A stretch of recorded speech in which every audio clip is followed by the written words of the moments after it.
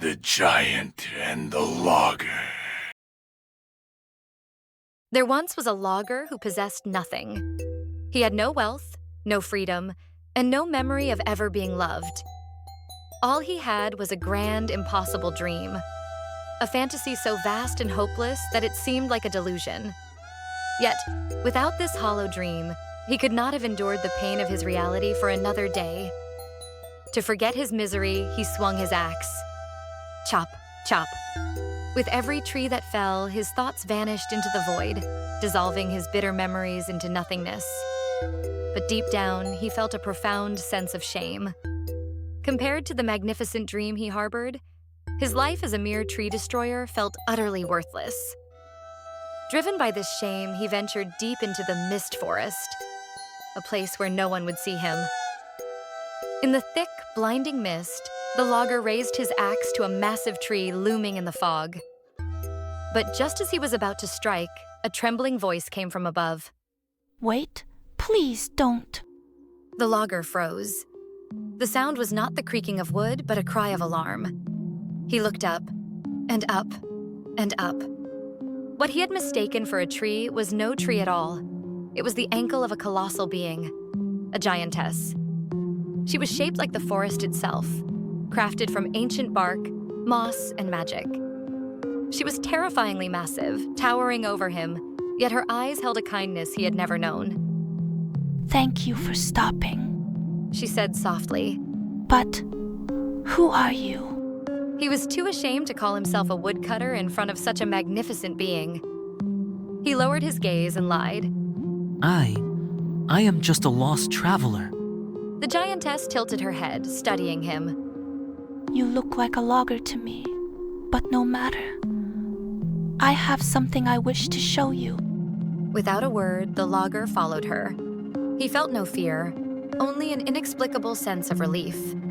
In the giant's gentle face, he saw a strange, aching resemblance to the mother he had lost long ago.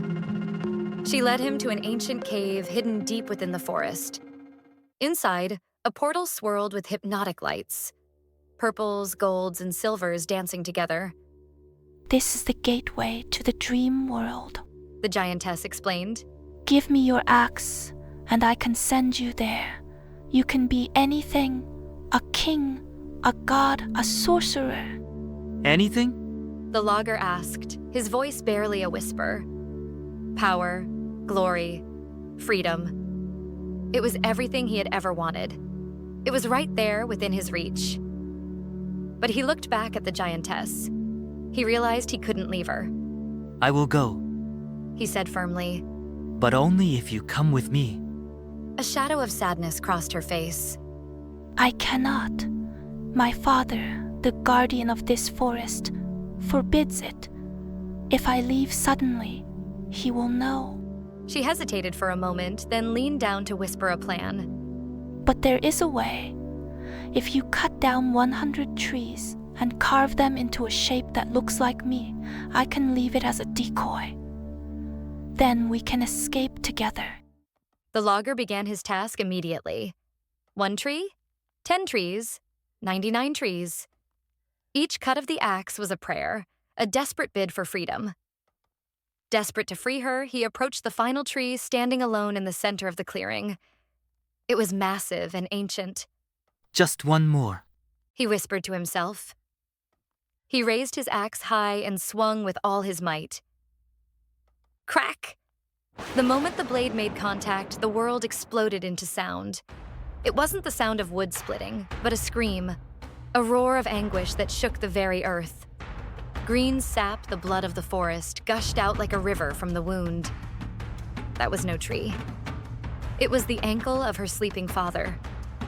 You dare harm me and steal my daughter! The ancient father woke. The earth shook violently beneath the logger's feet. He was nothing but an ant before an avalanche. His axe, his only defense, shattered into 1,000 pieces upon impact. Terror seized him. He turned and ran through the chaos, fleeing toward the only safety he knew, the cave where the giantess waited. When he arrived at the cave, she greeted him excitedly. Did you succeed? she asked, hope bright in her eyes as he stumbled in. But his terrified face told her the truth before he could speak. The ground trembled. The giantess's father was coming. The giantess looked at the trembling logger. She realized then that she had given him a hope that led only to ruin. This is my fault. She said quietly. I will not let you die here. She closed her eyes. With a voice like wind rushing through ancient leaves, she began to chant in a language older than time. Her massive wooden body began to dissolve into blinding golden light. No, wait. Don't do this. The logger cried out, reaching for her. But it was too late. She did not die. She transformed. She became the axe itself, a new weapon pulsing with life. It was smaller than her giant form, perfectly balanced and warm to the touch. Tears streaming down his face, the logger gripped the enchanted axe. He stepped out of the cave to face his doom. The father giant loomed over him, blotting out the sky, roaring for his daughter. Where is Anima? The name echoed through the forest. Anima. It was a cry of pure heartbreak that shook the leaves from the trees. The father giant raised a fist the size of a boulder and brought it down. The earth screamed as it cracked open. Debris flew like shrapnel, but the logger moved with unnatural grace. He was small, a mere speck against the mountain of wood and moss before him, but he did not fight alone. The axe seemed to pull him forward, guiding his hands, whispering to his muscles. It hummed with a golden light that cut through the shadows of the giant's fury. The logger leaped, driven by a force that was not his own. As the giant raised his other hand to crush this tiny intruder, the logger swung the enchanted axe. The blade met the ancient bark of the father's chest. There was no sound of splintering wood. Instead, a blinding wave of gold and blue light exploded from the point of impact. The magic within the blade, the very essence of his daughter, washed over him. It was a power greater than rage. It was a lullaby. The ancient fury of the guardian wavered. The massive arm raised to strike froze in midair. The burning red light in the giant's eyes flickered and softened, replaced by a dawn-like glow. He looked down, not at an enemy, but at the light that felt so familiar. Anima. He breathed, his voice no longer thunder, but the rustle of dry leaves.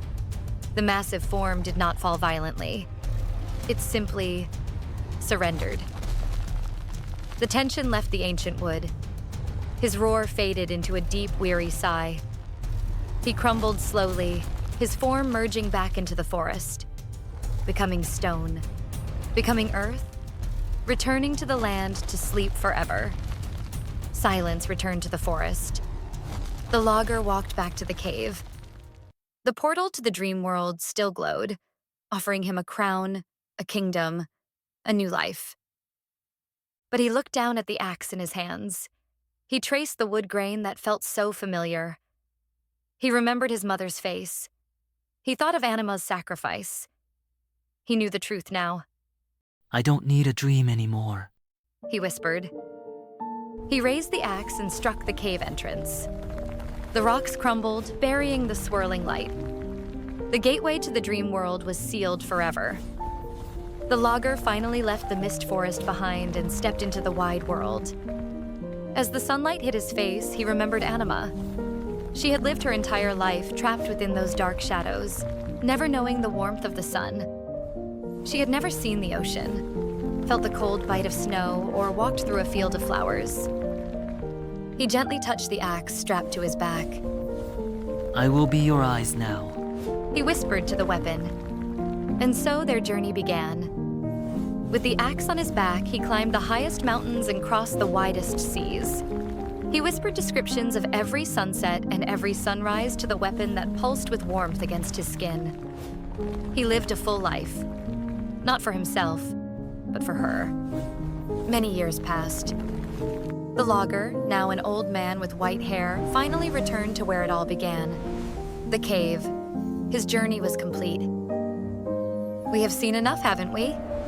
It is time to rest now, he said softly. With trembling, gentle hands, he dug a hole in the soft earth where they first met.